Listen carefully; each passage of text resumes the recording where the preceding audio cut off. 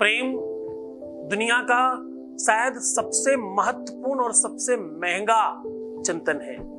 सबसे कीमती, सबसे स्पेशल अगर कुछ है तो वो है आपके लिए आपके रिश्ते। उससे ज्यादा बड़ा एहसास ही नहीं है कुछ दुनिया में। एहसास और खास अगर कुछ है तो तुम्हारा रिश्ता, तुम्हारा संबंध बिगड़ गया है क्या? खराब हो गया है क्या? चीजें एकदम वर्स्ट हो गई हैं क्या? भगवान ने, परमात्मा ने तुम्हारे शरीर में हर अंग का कोई मतलब रखा है। नहीं रखा होता तो हाथों में लकीरें नहीं देता, मस्तक पर किस्मत नहीं लिखता।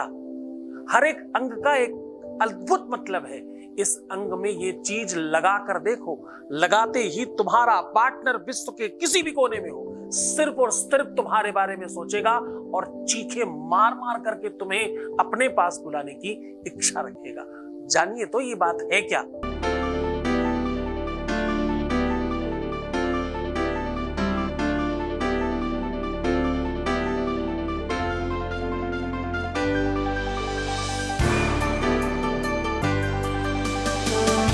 आप देख रहे हैं लव विद एस्ट्रोलॉजी।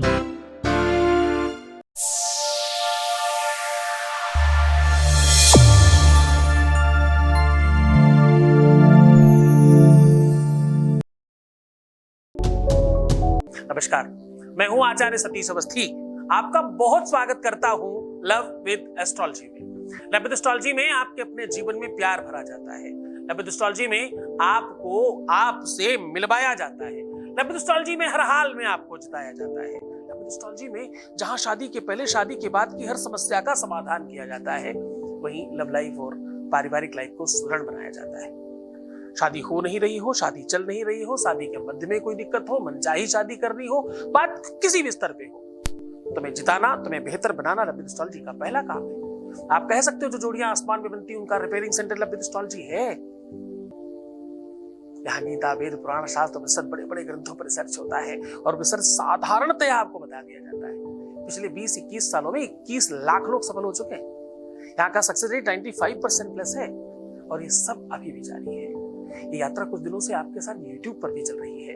YouTube पर ही केवल हमारे परिवार में 1.25 बिलियन लोग हो चुके हैं। 4000 लोग तो केवल रिसर्च कर रहे हैं आपके लिए, ताकि आप सुकून से सो सके, ताकि आप सुकून से जीवन जी सके, ताकि आप शांति से अपना लाइफ जी सके।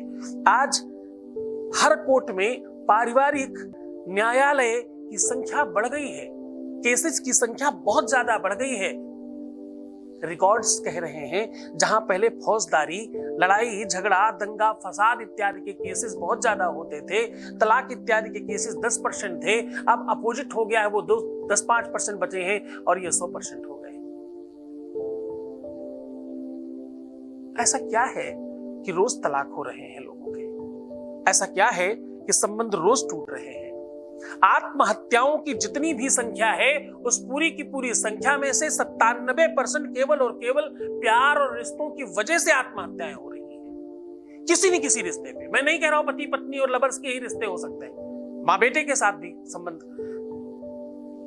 माइंड खराब हो सकता है, किसी की बात बुरी लग सकती है, माँ बाप की बात भी सुन के बच्चे कभी कभी कुछ गलत कर लेते हैं, कभी कभी बच्चों की बात सुनकर के माँ बाप कुछ गलत कर लेते हैं। मेरे ही घर के पीछे, मैं बचपन में, मुझे याद है, मेरे घर के पीछे कोई रहते थे, बच्चों की बात बुरी लग गई और उनकी माताजी गई और आत्महत्या कर ली।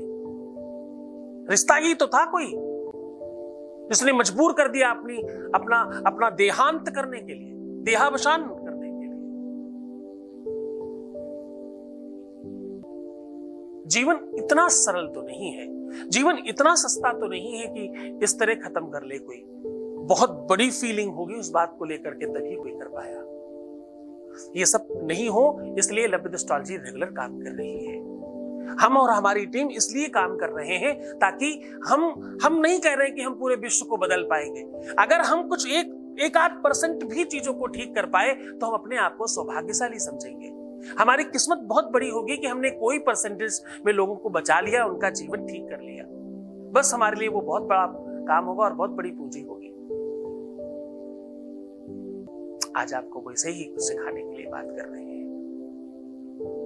रिश्ते टूटे नहीं, संबंध खराब नहीं हो, जब एक रिश्ता खराब होता है, जब एक संबंध टूटता है, तो केवल एक संबंध नहीं टूटता, जाने कितने सारे संबंध टूट जाते हैं।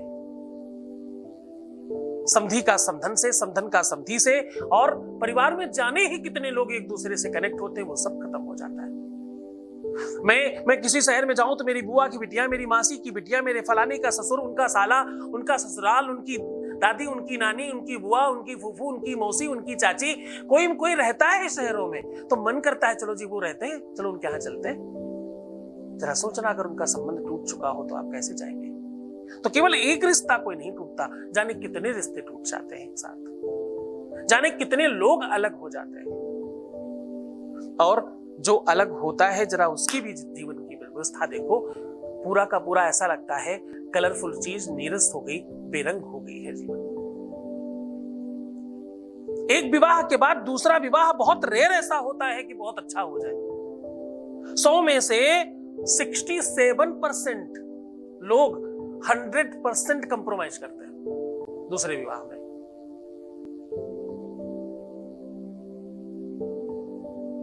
एक ही साधे सब सधे, सब साधे सब जात, एक ही ठीक हो जाए अगर, तो क्यों कोई दूसरे के पास जाएगा, क्यों कोई दूसरा विवाह करेगा? कौन गलत है, किसकी गलती है, कौन अच्छा है, कौन बुरा है, जरा समझने की कोशिश करना। मैं धृष्टता करने जा रहा हूं, मैं तुम्हारे हाथ जोड़कर ये बात कहने जा रहा हूं, एकदम बुरा मत मानना, कोई अच्छा बुरा नहीं है। अच्छा बुरा हमारा नसीब होता है, हमारा समय अच्छा और बुरा होता है। एक आतंकवादी भी, सकारात्मक लेना बच्चों, एक आतंकवादी भी किसी के लिए तो अच्छा है, चाहे वो अपनी ही माँ बाप के लिए, चाहे वो अपने ही आका के लिए जिसके लिए काम कर रहा है, किसी के लिए तो ईमानदार है ना, किसी के लिए तो अच्छा है ना। मैं किसी भी गलत चीज को बढ़ावा नहीं दे रहा, मैं तो सिर्फ उदाहरण ये कहना चाह रहा हूं, बुरा सा बुरा व्यक्ति भी किसी के लिए तो अच्छा होता है। कहने का मतलब ये है कि इंसान कोई बुरा नहीं है, उसका समय, उसका काल, उसकी सोच, उसका चिंतन, उसका नॉलेज, उसका ज्ञान, उसकी जितनी आसपास की चीजें हैं, इन चीजों ने उसको खराब कर दिया है। अगर तुम्हारे आसपास कोई बिगड़ रहा है, चाहे वो तुम्हारा भाई बहन, तुम्हारा बच्चा, तुम्हारा रिश्तेदार, तुम्हारा कोई जानने वाला, तुम्हारा मित्र मंडली में कोई हो, या तुम स्वयं हो कि अपने आप को नहीं रोक पा रहे, तुम दुर्व्यसन में जा रहे हो, तुम कुमार्ग पर जा रहे हो, तुम्हारा रास्ता और मार्ग भटक रहा है, तुम्हारा मन मस्तिष्क शांत नहीं है, तुम अशांत हो अंदर से, तुम अंदर से निखालिस नहीं बन पा रहे हो, ये सब तुम्हारी गलती नहीं है। ये कोई ग्रह करा रहा है, ये कोई सी नक्षत्र का कैलकुलेशन है जो डिसमैच कर रहा है। आपको पता है, कोई भी मैंने अभी कोई पिक्चर देखी है साउथ की, नाम नहीं याद है, मैं पिक्चरें कम देखता हूँ, कहीं था तो दिख गया मुझे। तो उस पिक्चर में वो साउथ का हीरो बस एक बात कहता है कि जो चीज जहां है वहां कुछ काम कर रही है, कुछ बिगड़ने लगे तो जगह चेंज करिए, एक अलग एनर्जी प्रोड्यूस होगी और थोड़ा ठीक होने लग जाएगा। यानी सपोज करो कि ये सोफा यहां रखा है और कुछ ठीक नहीं हुआ, तो इस सोफे को थोड़ा चेंज करके देखो। आप साउथ में बैठे हुए हैं और ठीक नहीं लग रहा, तो थोड़ा अपने आप को चेंज करिए, एनर्जी चेंज करिए, आप नॉर्थ में बैठ जाइए, आप ईस्ट में बैठ जाइए। आप इस एनर्जी को अगर महसूस करना चाहते हैं तो जरा ध्यान से कभी चिंतन करना, थोड़ी देर जलाशय के पास बैठना, थोड़ी देर कचहरी में बैठना, थोड़ी देर पुलिस थाने में बैठना, थोड़ी देर जाकर मंदिर में बैठना, किसी सत्संग में बैठना, किसी साधु संत के पास बैठना, किसी बुरे व्यक्ति के पास बैठना, किसी अच्छे व्यक्ति के पास बैठना, फिर देखना हर बार तुम्हारी मानसिकता, तुम्हारी सोच, तुम्हारा फीलिंग, तुम्हारा अंदर का हर एक चिंतन हर बार डिफरेंट था। कुछ भी जो बिगड़ रहा है उसे ठीक तो तुम भी करना चाहते हो। यूक्रेन और रसिया के युद्ध में कौन गलत है कौन सही है इसकी समीक्षा करने के बजाय अगर यह समझ लिया जाए कि ये युद्ध समाप्त कैसे होगा तो लाखों करोड़ों लोगों का जीवन बच सकता था।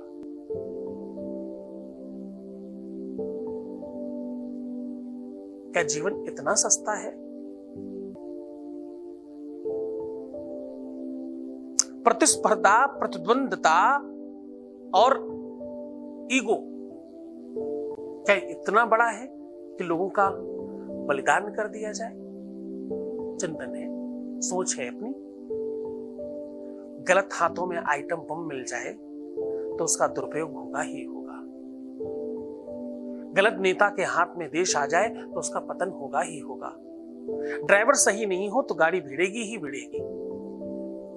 इसीलिए कहते हैं पानी पियो छान के, गुरु करो जान के, सब समझ बूझ करके। मैं क्यों कहता हूं तुम्हें रोज ये मुल्ला मौलवी तांत्रिक मांत्रिक और ये बिना मतलब के पंडित पुजारियों से बचिए?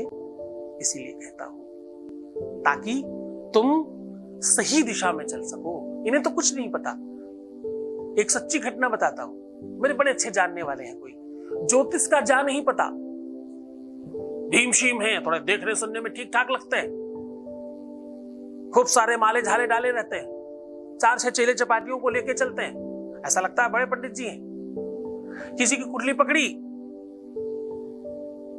उसने कहा मेरा बच्चा क्या बनेगा? बोले क्या बनना चाहता है? बोले मैं चाहती हूं डॉक्टर बन जाए। बोले बिल्कुल साफ लिखा है डॉक्टर बनेगा। इत्तेफाक से मैं भी साथ में था। मैंने धीरे से उनका हाथ दबाया। मैंने कहा इसी कुंडली में इंजीनियर बनने का योग है, क्यों 500 रुपए की दक्षिणा के चक्कर में उसका पूरा जीवन खराब कर रहे हो? तो बोले वो जो सुनना चाह रहे हैं वही बता रहे हैं। नहीं, एक परामर्शक को भयमुक्त होकर बात करनी चाहिए। सचिव वैद्य गुरु तीन जो, कौन कौन?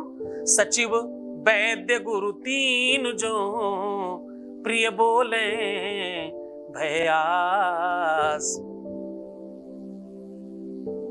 हमेशा सचिव वैद्य यानी डॉक्टर, सचिव मतलब सलाहकार, और गुरु, इनको भय मुक्त होकर के बात करनी चाहिए। आप इन्हें कहिए कि आपके बच्चे की कुंडली में इंजीनियर बनना लिखा है, क्योंकि वो मुझे जानते थे कि मुझे पता है, इसलिए उन्होंने उस समय तो कहा। पर मुझे लगा कि ये क्या करते होंगे दिन भर, कितने ही लोगों का जीवन इन्होंने बर्बाद कर दिया होगा। तो मैं किसी व्यक्ति विशेष की बुराई नहीं कर रहा, मैं उनका नाम भी आपको नहीं बता रहा। मैं तो सिर्फ ये कह रहा हूं कि सिर्फ और सिर्फ हम अपने को ठीक कर लें। गुण ना हेरानो, गुण ग्राहक हेरानो है। हम गलत जगह नहीं जाएंगे, हम सही हो जाएं, सब सही हो जाएगा। अच्छा चिंतन करो, मैं तुम्हारे साथ हूं। मैं आज बता रहा हूं तुम्हें किस अंग पर क्या लगाने से। अंग प्रत्यंगों का अपना अलग विज्ञान है। सामुद्रिक शास्त्र में बड़ी बड़ी बातें लिखी हैं इसके ऊपर। कभी पढ़ने का अवसर लगे तो पढ़िएगा, आपको नॉलेज मिलेगा। सामुद्रिक शास्त्र का अद्भुत ज्ञान दे रहा हूं आज मैं तुम्हें। इस अंग पर ये लगा देने मात्र से तुम्हारा प्यार तुम्हारा हो जाएगा। जरा जान लीजिए वो कौन सा अंग और क्या सामग्री है। उसके पहले एक अनुभव ले रहे हैं आपके बीच का, एक अनुभव आपके बीच का आपके साथ साझा कर रहे हैं। Voice message please. गुरु जी के चरणों में कोटि कोटि नमन। मैं आपको बहुत बहुत थैंक यू बोलना चाहती हूँ गुरु जी। गुरु जी उसने झूठा इल्जाम लगाया था, उसके लिए मेरी फ्रेंड से उसने माफ़ी मांगी। उसने मेरी फ्रेंड से बोला कि उसकी कोई गलती नहीं है, वो मुझे माफ़ कर दिया। मुझे नहीं पता था। ये सब आपकी कृपा से हुआ गुरु जी। बहुत बहुत थैंक यू सो मच। बहुत बहुत धन्यवाद, बहुत साधुवाद, बहुत सारा आशीर्वाद। ये सब तुम्हारी वजह से हुआ है और तुम ही इसके धन्यवाद के पात्र हो। धन्यवाद। अब मैं आपको सॉल्यूशन बता रहा हूं, बहुत ध्यान से समझिएगा, क्योंकि जीवन आपका है और ठीक आपको ही करना है। आपको अगर संभव हो सके पत्ती वाली मेहंदी मिले तो पत्ती वाली मेहंदी लेकर के आइए, और अगर पत्ती वाली मेहंदी नहीं मिल रही है तो जो नॉर्मल मेहंदी मिलती है वो भी आप ले सकते हो। इस मेहंदी को पहले आप भगवान को चढ़ा दीजिए। भगवान को चढ़ाने के पश्चात अपने दोनों हाथों के बीचों बीच गदेली में रात्रि में सूर्यास्त के बाद इसको लगाना है। और ध्यान रहे, इसको जब आप गीला करेंगे, वैसे तो ये कोन सब गीला होता है, अगर आप पत्ती आपको मिल रही है तो कोशिश करिए कच्चा दूध डाल करके पीसे इसे, नहीं तो कुछ बूंद कोन में ही कच्चे दूध को मिला लीजिए, या कोन से बाहर निकाल के हल्का सा 2-4 कुछ बूंद दूध की डाल करके इसको मिक्स कर लीजिए। थोड़ी सी केसर डाल करके अगर करते हो तो बृहस्पति का बल बढ़ जाता है इससे। आप स्त्री हैं, आप पुरुष हैं, ऐसी कोई दिक्कत नहीं है, दोनों लोग बीचों बीच में मेहंदी लगा सकते हैं। बीचों बीच में राहु, केतु और मंगल का स्थान होता है। इस पूरे के पूरे बीचों बीच में मेहंदी खूब अच्छी तरीके से लगा लीजिए। ये रात्रि में लगाना है और ये काम करना है आपको सोमवार, गुरुवार और शुक्रवार, इन दिनों में से किसी भी दिन किया जा सकता है। दोनों तरफ बीचों बीच में लगाएं और बिल्कुल छोटा सा सीख के बराबर अपने मस्तक पर लगाएं, अपने गले पर लगाएं, अपने बीचों बीच हृदय पे लगाएं और अपनी नाभि के ऊपर पूरा सराउंडिंग एक चक्र जैसा बना दें। अंदर की ओर नहीं लगाना, बाहर की ओर लगाना, चक्र जैसा बना दें। बस इतना करना है। ये काम कम से कम 5 से 7 बार करिएगा। पहली ही बार में काम हो जाए तो भी 5 से 7 बार करिएगा। 5 से 7 बार मतलब जब मिट जाए फिर दोबारा, मिट जाए फिर दोबारा, मिट जाए फिर दोबारा, ऐसे खूब मन से करना, खूब श्रद्धा विश्वास के साथ करना। तुम्हारा पूरा जीवन रंग जाएगा, पूरा जीवन तुम्हारा कलरफुल हो जाएगा। तुम्हारे जीवन में वो खुशियां आने लग जाएंगी जिसको तुम चाहते थे। शिव शंकर ने बोई भांग, माता ने बोई मेहंदी, बूंदिया पड़ने लगी।